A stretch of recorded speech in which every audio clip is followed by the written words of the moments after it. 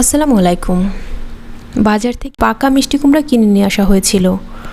ওখান থেকে কিছু বীজ সংগ্রহ করে রোদে শুকিয়ে সংরক্ষণ করেছিলাম। আর বীজগুলো বারান্দায় টবে বপন করেছি, যেগুলো থেকে ছোট ছোট চারা, আর চারাগুলো এখন বেশ বড় হয়েছে।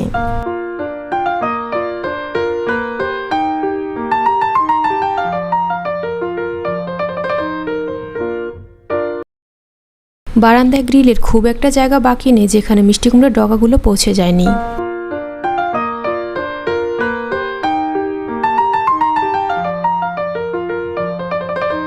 পরম যত্নে ডগাগুলো ছুঁয়ে দেখছিলাম।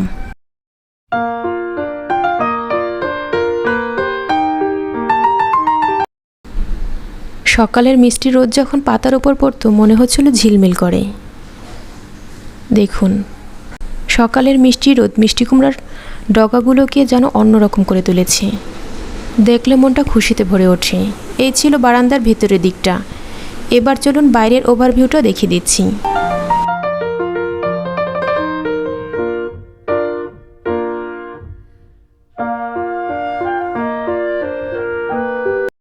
পাতাগুলো এমনভাবে বেড়ে উঠেছে মনে হচ্ছে একটা একটা করে কেউ সাজিয়ে রেখেছে।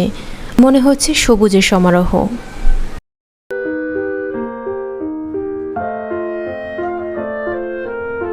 নিচে একটু খেয়াল করলে দেখতে পাবেন একটা গাছের টবের মতো। ওই দিকটাতেও কিন্তু পাতা ছিল আর ডগা ছিল, যেটা ভিডিও করা সম্ভব হয়নি। এটা হচ্ছে শুধু একটা সাইড।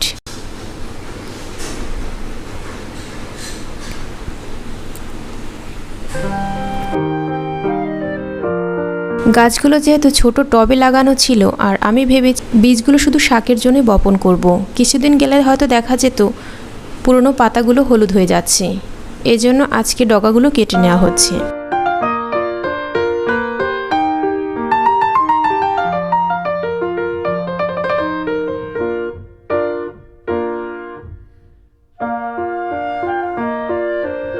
বাজার থেকে হয়তো এর থেকে বেশি শাক কিনে নিয়ে আসা যায়, কিন্তু নিজের হাতে চাষ এতটুকু শাক পেয়ে কতটা খুশি হয়েছিলাম, যারা নিজের হাতে বারান্দা বাগান করেন তারাই হয়তো বুঝবেন।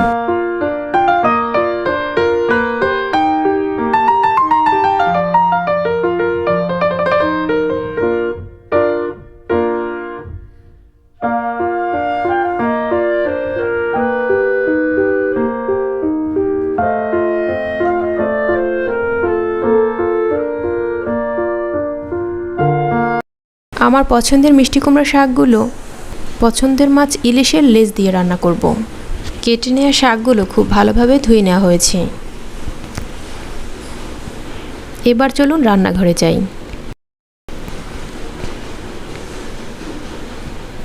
প্রথমে চুলায় হাঁড়িতে কিছু পেঁয়াজ কুচি দিয়ে দেওয়া হয়েছে।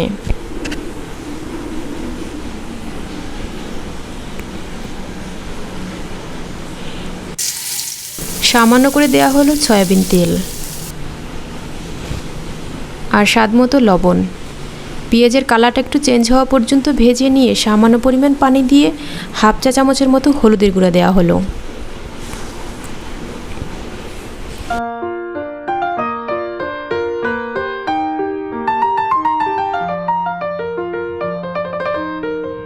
এতে খুব বেশি মশলা যোগ করা দরকার নেই।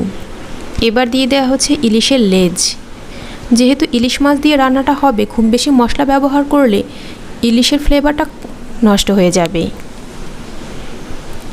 আরও সামান্য পানি দিয়ে ঢাকনা দিয়ে ঢেকে লেজগুলো কষিয়ে নিতে হবে।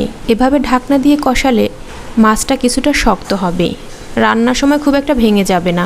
পর্যাপ্ত পরিমাণে পানি দিয়ে দেওয়া হলো রান্নার জন্য, ঠিক শাক আর আলুগুলো সিদ্ধ হতে যতটা পানি লাগবে।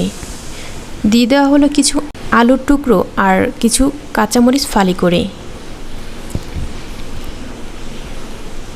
বারান্দা থেকে সংগ্রহ করা শাকগুলো খুব ভালোভাবে ধুয়ে নেওয়া হয়েছিল, ওগুলো এবার দিয়ে দেওয়া হচ্ছে।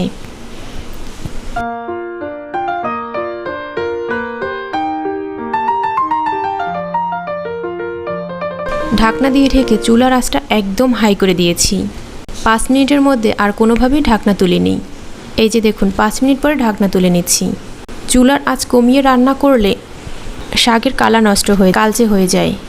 দেখুন কত টাটকা সবুজ আছে। চামচের সাহায্যে আলু ভেঙে দিয়েছি, আর কিছুটা লবণ দরকার ছিল, লবণ দিয়ে দিলাম। কিছুটা ঝোল ঝোল রান্না করব আজকের শাকটা। শাকে ব্যবহার করা আলুগুলো ভেঙে দিলে ঝোলটা কিছুটা ঘন হবে।